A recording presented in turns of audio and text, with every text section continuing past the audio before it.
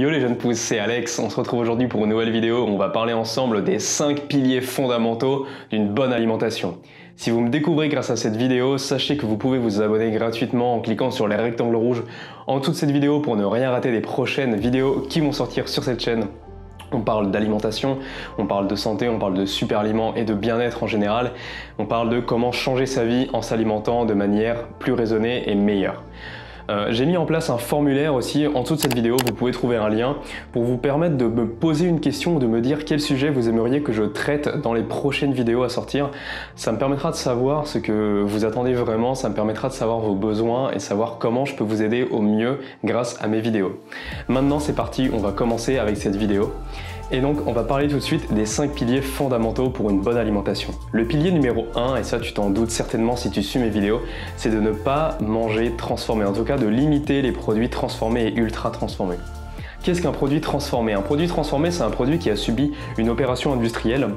Une opération, ça peut être juste un découpage, ça peut être un broyage, mais souvent ça va être les produits transformés qu'on retrouve le plus souvent dans le commerce, ça va être les produits par exemple les plats cuisinés, les plats tout préparés, ceux que tu n'as juste à mettre dans ton assiette ou à mettre au micro-ondes et c'est bon, tu peux le manger. Ces plats-là, c'est vraiment les plats à éviter au maximum. Tu as peut-être déjà entendu parler des nouilles déshydratées chinoises, ou tu en as peut-être déjà mangé, ou tu en manges peut-être à l'heure actuelle.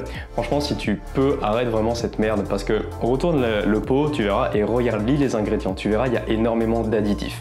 Il y a énormément de choses en fait que les industriels vont rajouter dans tous ces plats préparés, qui sont soit des substituts aliments, donc ça permet à l'industriel de mettre moins de matières premières, donc par exemple moins de pâtes, moins de légumes, moins d'épices et de mettre par exemple des exhausteurs de goût ou de rajouter des additifs voilà, qui vont faire en sorte que ton produit ait une meilleure texture comme de la gomme de xanthane ou alors de la gomme de guar, enfin plein d'additifs comme ça. Il peut y avoir également des conservateurs qui vont faire en sorte que ton produit reste comestible.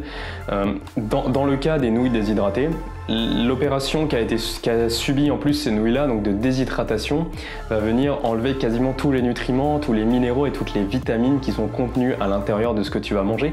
Donc finalement, tu vas manger ce qu'on appelle des calories vides.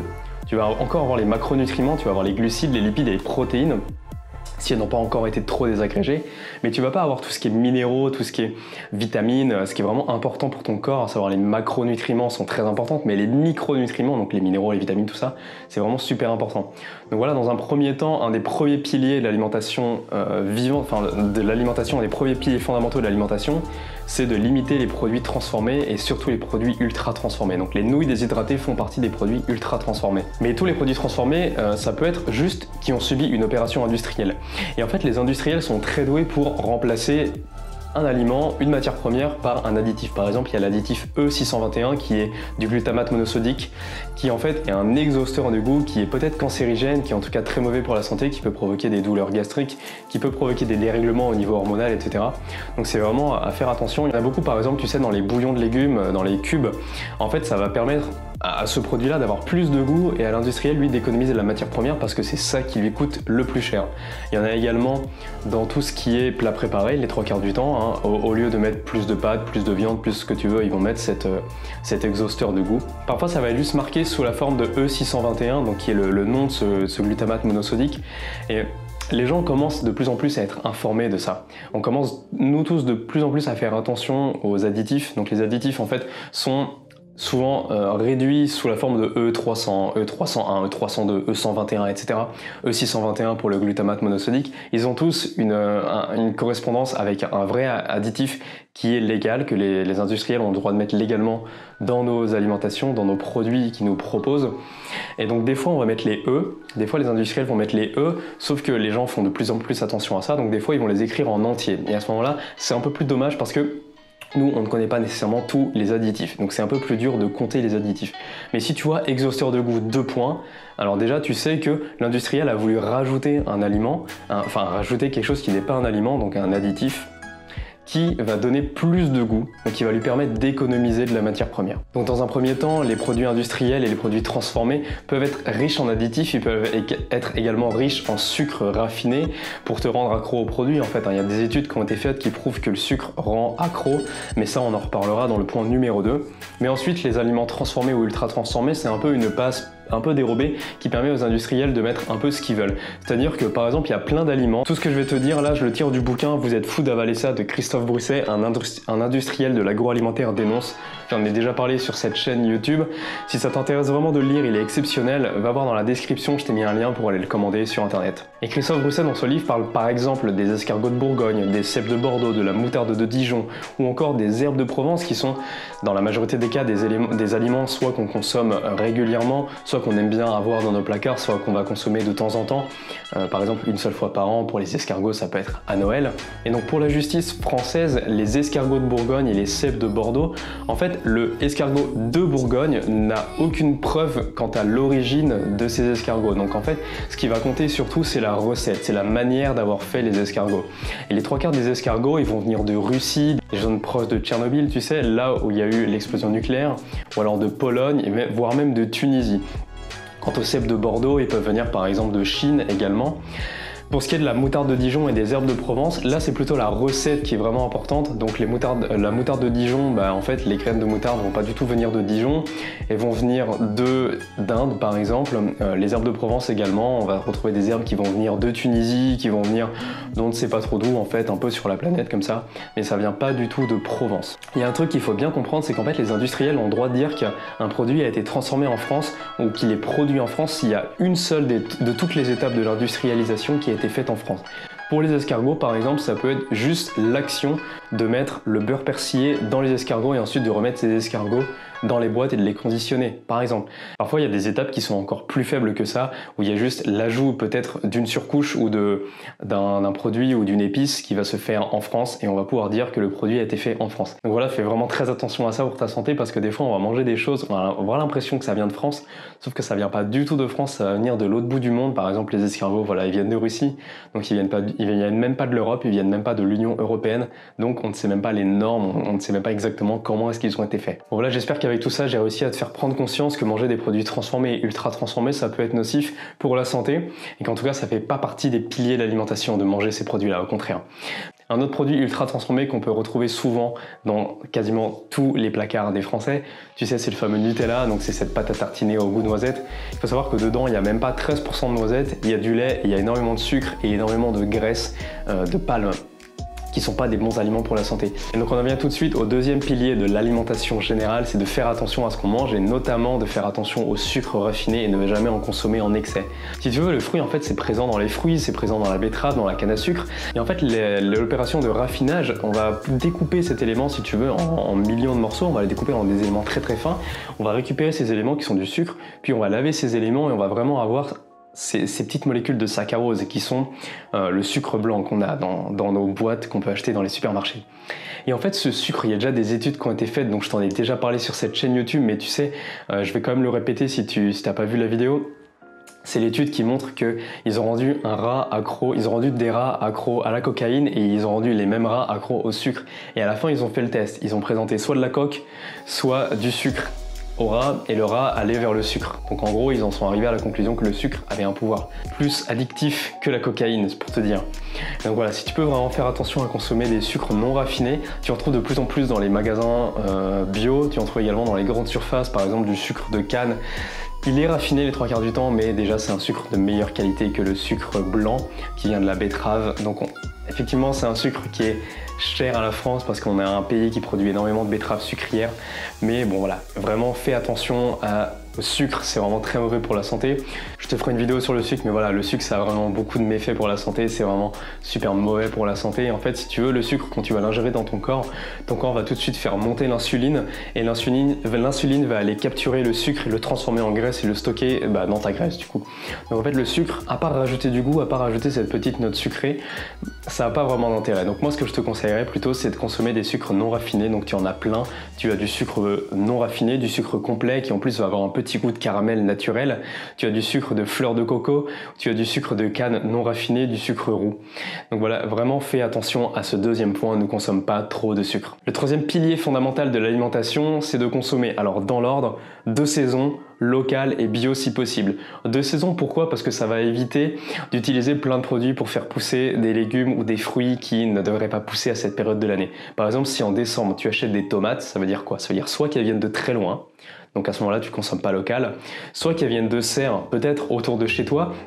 Mais alors à ce moment-là, les serres elles ont été chauffées, donc ça dépense énormément d'énergie. On a certainement utilisé des pesticides et des insecticides à outrance pour faire en sorte que les insectes qui normalement ne sont pas présents en été par exemple ne viennent pas manger ces tomates, et inversement, si tu consommes en hiver, si tu consommes en été des légumes qui normalement sont produits qu'en été, bah, tu vas avoir le même processus, tu vas avoir des légumes qui sont faits sous serre ou dans des conditions différentes, etc. Donc fais vraiment attention à ça. Ensuite, consommer local. Pourquoi? Parce que du coup tu vas réduire le transport, tu vas réduire ton empreinte écologique, même si toi tu t'en rends pas compte, en fait globalement tu vas réduire ton empreinte écologique, ton empreinte carbone sur l'environnement.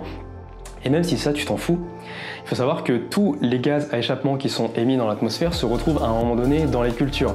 Toutes les particules fines, tu vas les respirer. Donc si tu peux faire en sorte de consommer plus local pour que les camions conduisent moins, pour qu'il y ait moins de camions sur la route, déjà si tu es un conducteur, ça va faire en sorte que toi, tu aies un meilleur trafic.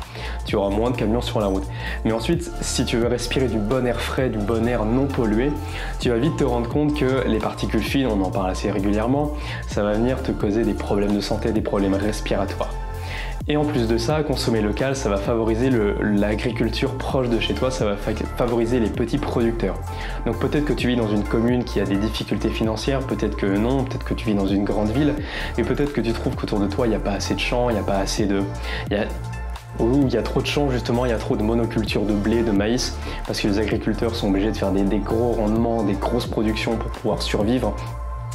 Et en fait, ils survivent même pas vraiment, ils sont subventionnés par l'Union européenne.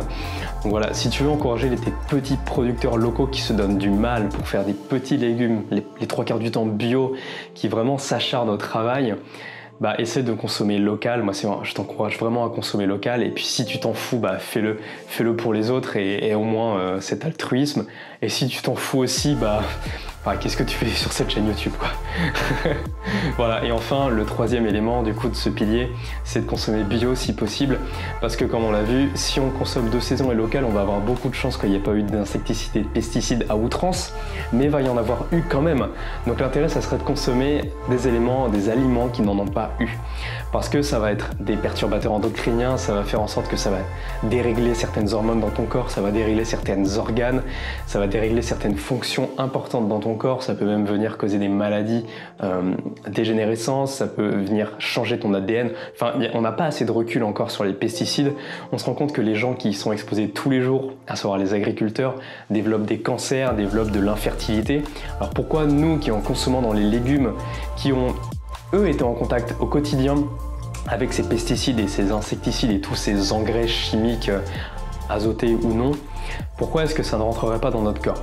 On a tendance à penser qu'en lavant les légumes, c'est bon, on va faire disparaître tous ces pesticides. Je te renvoie à une vidéo que j'ai déjà faite sur cette chaîne YouTube où je te parle des erreurs qu'on fait avec les fruits et les légumes. On pense qu'en les lavant ça suffit, mais non, parce qu'en fait les insecticides vont rentrer à l'intérieur des légumes par la terre, en fait, par les racines. Ça va être absorbé par les racines. Donc voilà, ce troisième pilier, pour le résumer, c'est manger dans l'ordre, de saison, local et bio, si possible. Je dis si possible parce que tu n'es pas obligé de consommer tout bio par exemple. Tu peux consommer des légumes de saison et locaux qui ne sont pas bio, déjà ça encourage un peu, et si tu as un budget un peu serré, le bio c'est vrai que c'est plus cher. Mais si demain tu as les moyens de consommer tout bio, tu peux te le permettre.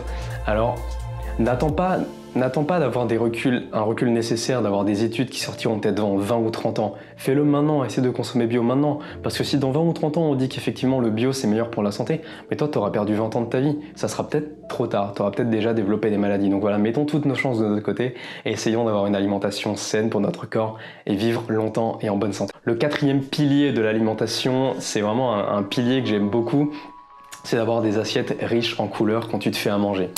Pourquoi? Mais alors il y a plusieurs raisons à ça. La première raison, c'est qu'on aime bien, en fait c'est notre cerveau qui aime bien ça, il y a des études qui le prouvent, on assimile mieux les nutriments quand on va trouver quelque chose de beau et qu'ensuite on va le manger. On va mieux assimiler les aliments, je le répète, on va mieux assimiler les micronutriments et les macronutriments si c'est beau visuellement et si ça sent bon. Et il y a une autre étude qui montre qu'on va mieux assimiler les aliments si on les trouve bons, c'est-à-dire si on les aime. Également, on va dire oui, mais voilà, ça j'aime pas. Ça j'aime pas. Non, les choux de Bruxelles j'aime pas. Non, c'est pas bon. En fait, souvent ce qu'on n'aime pas, c'est parce qu'on a goûté qu'une seule ou deux manières de cuisiner. Mais il y a forcément une manière de cuisiner cet aliment qu'on n'a pas encore testé, qu'on n'a pas encore découvert.